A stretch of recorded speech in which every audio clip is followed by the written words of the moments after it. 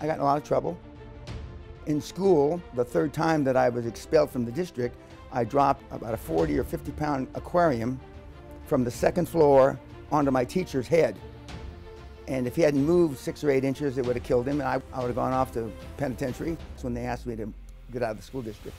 I've been arrested 5 times that I can remember. Almost all are drunk driving or drinking related. I was rebelling against my hard-ass, tough-love father. I flunked out of university 3 times. Then I joined the U.S. Army, and I joined in when I was age 20. I learned that my dad raised me harder. In the military in the 60s, they still hit you, they beat you. I mean, they were pretty awful to you. But I didn't think it was so bad because my dad believed very strongly in spare the rod, spoil the child. When I went into the military, I was more prepared for the stern, strict attitude and training than most of the kids. And I went on to be an officer, and it straightened me out. From college, I went to work for a Wall Street firm, and I understood what the leverage of real money is. And as I've told you before we started, there's 2 big levers in life: other people and other people's money. Not your money, other people's money and other people.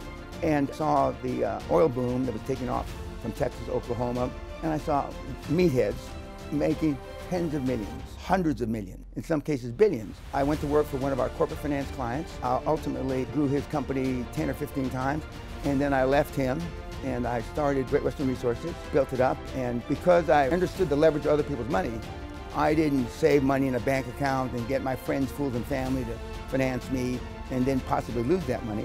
And I hit the cycle almost perfectly, Great Western, but okay. $820. I ultimately took that $820 and took it public and built it into just shy of $500 million. And it was quite easy, actually.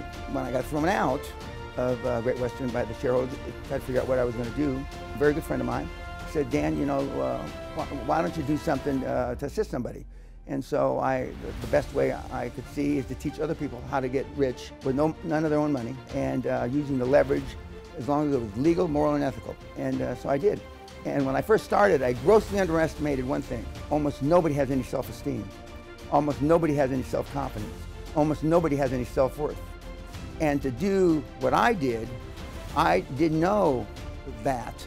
And the reason why it was so easy for me is I've got big balls, big mouth, and I'm above average intelligence. That's all you need. And I've been asked at Harvard, Oxford, where I've spoken, balls or brains, Mr. Peña? 50-50. In recent years, I now say 90-10. 90 balls, 10% brains. Again, one of my good friends, when I was trying to figure out what am I going to do, I'm only 48 years old now, 47, 48. What am I going to do the rest of my life? My good friend, the guy I mentioned before, he says, let's reverse engineer how you made all this money. And so we spent 4 or 5 days in a conference room. How did I do it? And so we put it together. We gave the first seminar on May 23rd, 1993. So we have updated the seminar over 26 years to now we had to create, in my mind, to make the model viable, proof of concept, I had to get meatheads to make millions. I had to get meatheads to make tens of millions. I had to get meatheads to make fucking billions. And we did. But it took me a lot longer. The first 8 or 10 or 12 years, I struggled, not because I was broke, but I struggled giving the other person that was on the other side of the audience the confidence to do what I did.